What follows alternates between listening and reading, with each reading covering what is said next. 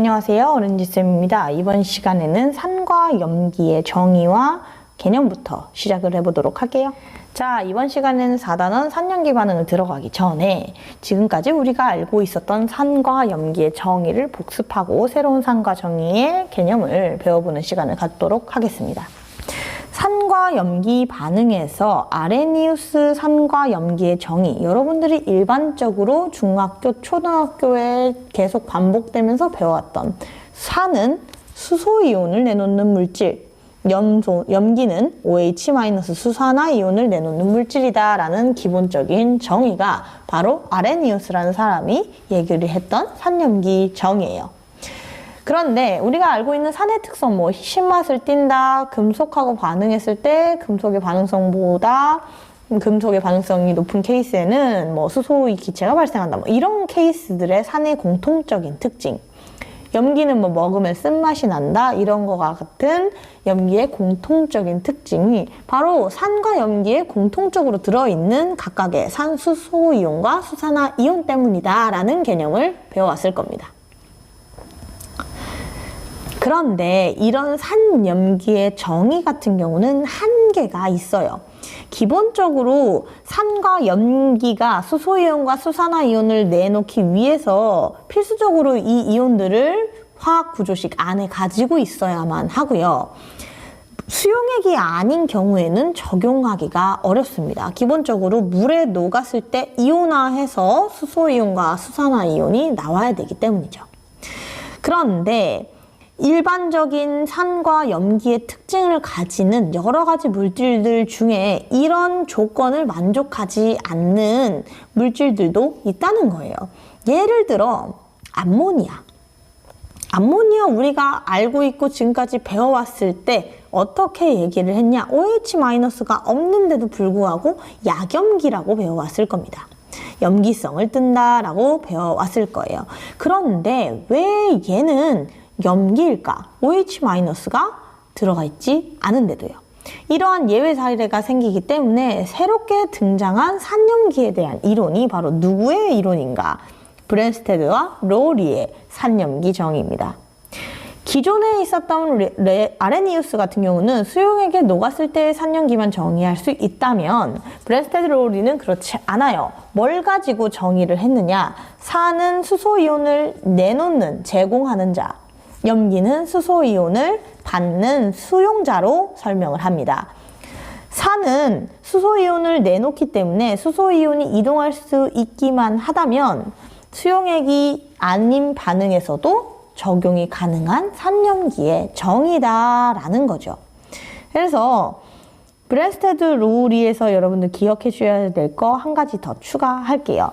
산은 수소이온을 내놓는 주계의 역할을 하고요. 염기는 수소이온을 받는 받계의 역할을 한다고 했는데 여기서 수소이온을 다른 말로 뭐라고 하느냐? 양성자라고도 합니다. 그래서 양성자 주계, 양성자 받계가 되는 거죠.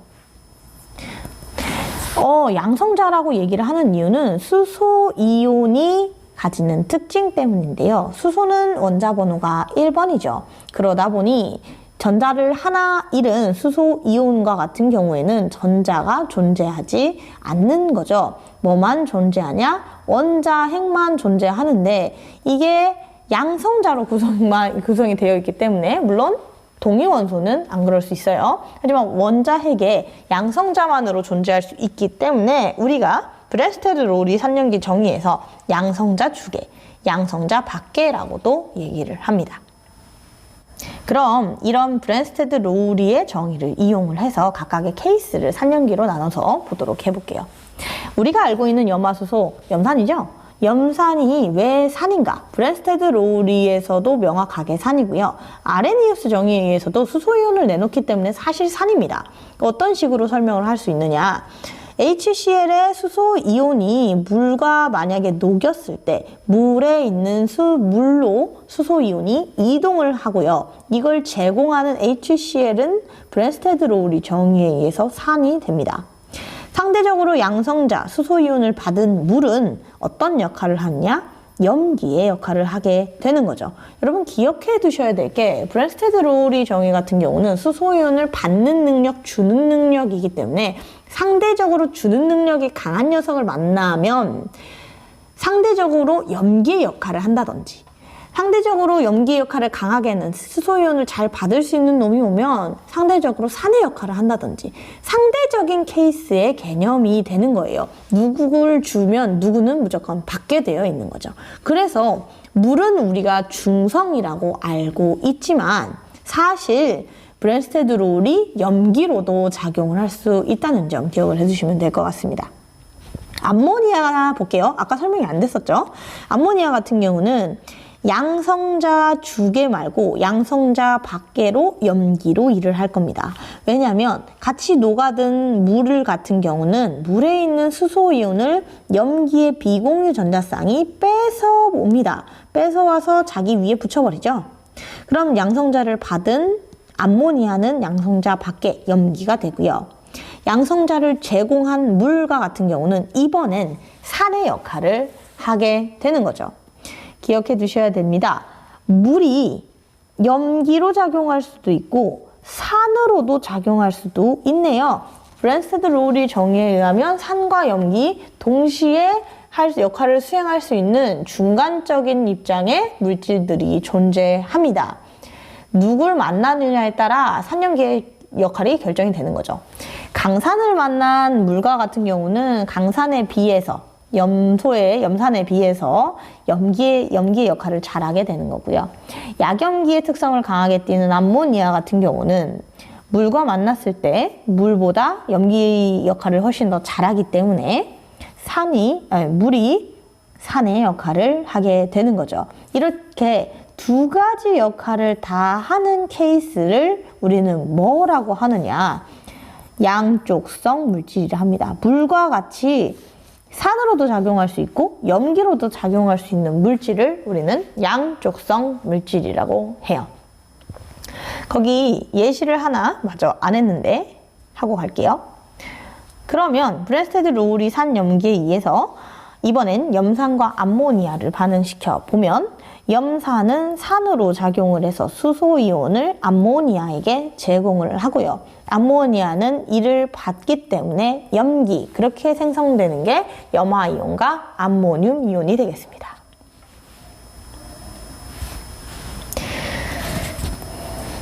그럼 확인 문제 한번 보도록 할게요.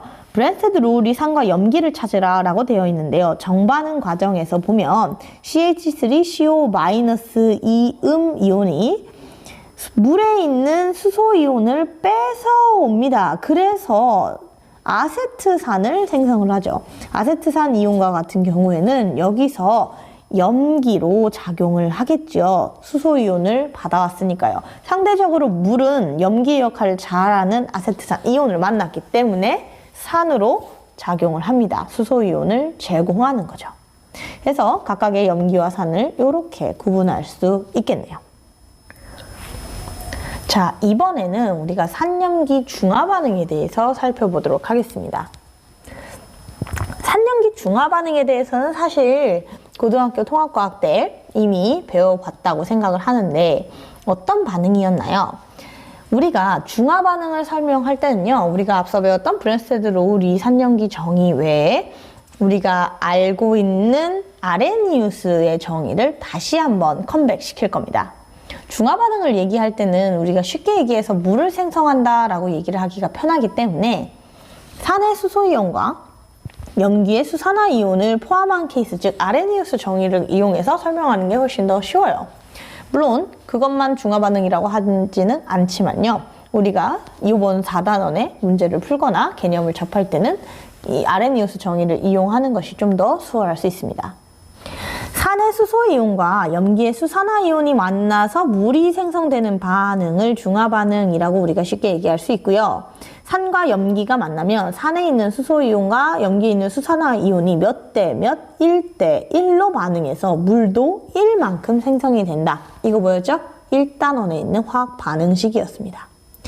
알짜이온 반응식이라 해서 실제적으로 반응하고 있는 이온의 반응식을 쓰면 아래와 같이 나오고요. 이 알짜이온 반응식은 아레니우스산 염기가 반응했을 때는 모든 중화 반응이 똑같은 알짜 이온 반응식을 나타내게 되는 거죠.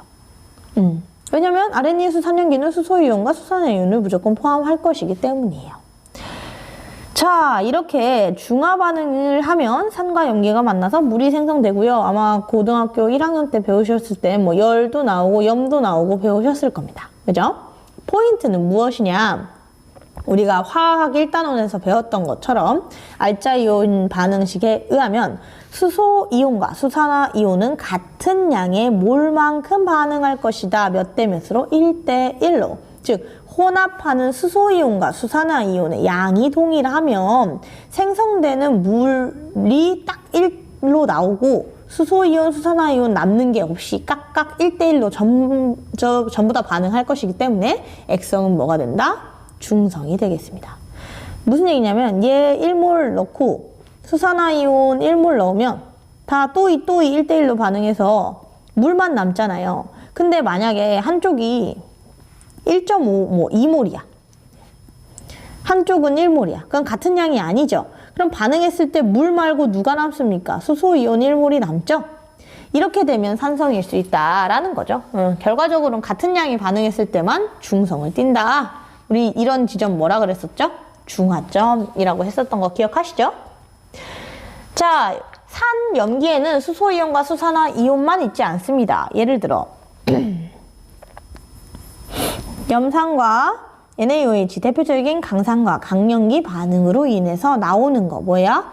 물과 Na 플러스 Cl 마이너스라는 이온이 존재합니다. 이렇게 반응, 즉 알짜반 이온 반응식에 작성되지 않고 반응에 아무런 영향을 미치지 않는 이런 녀석들을 우리 뭐라고 하죠? 구경꾼 이온이라 합니다. 기억하십니까? 이 구경꾼 이온의 양이나 농도나 몰수가 나중에 중화 반응 문제를 푸는데 중요한 키포인트가 되기도 하니까 기억해 두세요. 그럼 간단하게 표를 정리하면서 그림을 보도록 할게요. HCl과 NaOH 아까 예시를 들었던 반응이고요. 가에 보시면 이온 모형이 표현되어 있습니다. 나트륨 이온이 하나, 두 개, OH- 이온이 하나, 두 개가 들어가 있는 게 보이시죠? 이렇게 4개의 이온이 각각 종류별로 두 개씩 들어가 있어요. 이런 상태에서 중화 반응을 일으키기 위해 HCl 용액을 첨가하게 되는 거죠.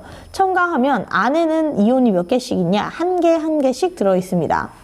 수소 이온 1개, 염화 이온 1개를 넣어버리면 들어간 수소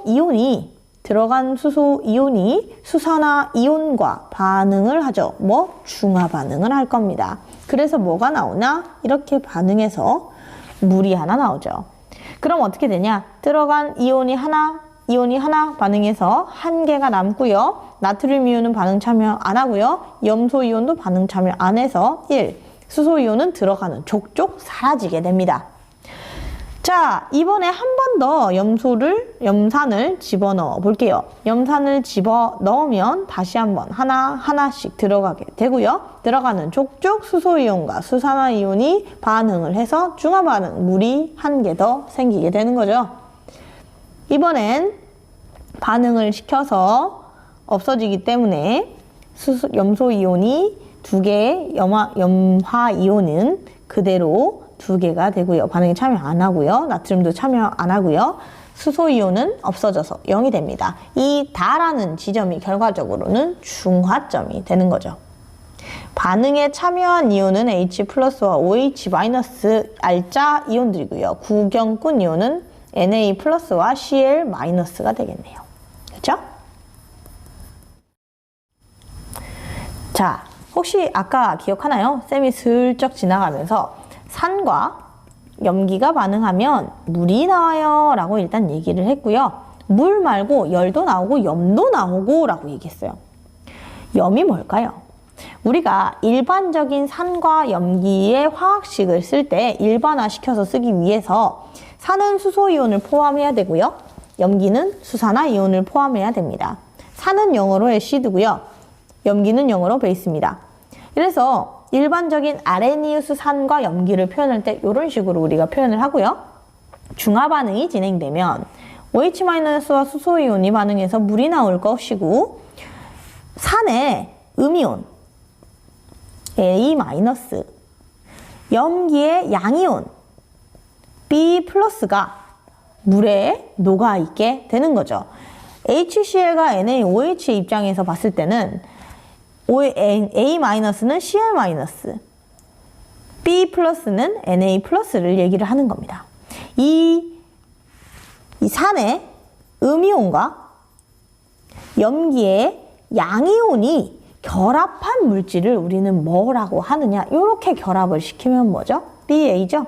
일반식으로 썼을 때는 우리가 알고 있는 이 예시를 이용을 한다면 NaCl일 겁니다. 프린트에 이거 오류가 있네요, 여러분. NaCl이죠.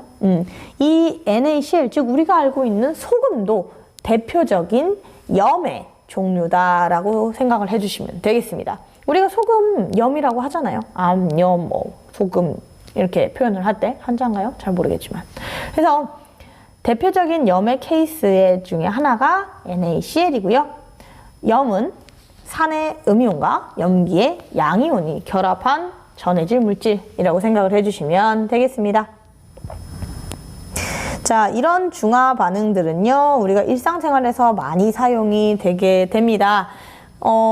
제산제를 먹어서, 제산제가 염기성이죠. 속 쓰릴 때, 속 쓰린 건 위산 때문이죠. 위산은요, 염기성으로 되어 있고요. pH가 2 정도 되는 매우 강한 산입니다. 이 위산이 위벽을 손상시키게 되면 아프죠? 그러니까 제산제를 먹어서 염기성 물질로 중화, 이런 반응을 사용하기도 하고요.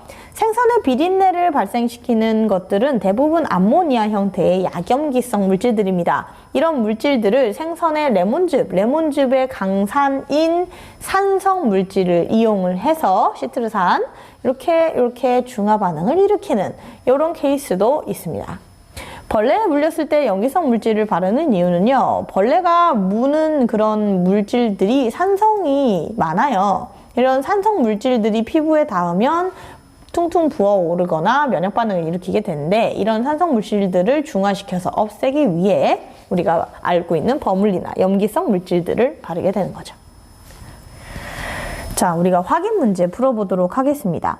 질산과 수산화 칼륨의 중화 반응을 화학 반응식으로 나타낸 것이다 되어 있습니다. 각각은 둘 다 수소이온과 수산화 이온을 포함하고 있는 아레니우스 산염기고요. 각각의 알자 이온은 얘기할 필요도 없이 수소이온과 수산화 이온일 거예요. 여기서의 구경군 이온은 물과 염으로 표시되어 있는 KNO3입니다. 이게 염이죠. 각각의 반응에 참여하지 않는 두 가지 산의 음이온과 염기의 양이온이 결합되어 있습니다. 산의 음이온인 NO3- 질산이온과 K+ 칼륨 이온이 결합되어 있는 것이 바로 염인 거죠. 자, 구경군 이온은 뭐다? 염의 구성 성분이다 라고 생각을 해주시면 되겠습니다. 황산과 수산화나트륨이 중화 반응을 일으키면 어떻게 될까요? 황산과 수산화나트륨 역시 아레니우스 산염기 정의에 해당하는 물질들이고요. 각각이 반응을 하면 황산이 있을 때 주의하실 점, 수소이온이 2개이기 때문에 이 2개의 수소이온 모두가 반응에 참여합니다. 수소이온 2개를 없애기 위해서는 수산화이온 역시 2개가 필요하고요. 이를 화학 반응식으로 나타내면 2개가 반응한 만큼 물도 2개가 나오고요. 나트륨 이온이 2개, 황산 이온이 1개가 나와서 NaSO4라는 염을 구성하게 됩니다. 중화 반응에서 뒤쪽에서 배우겠지만 수소이온과 수산화이온의 개수는 중요한 포인트가 됩니다. 기억해 두세요.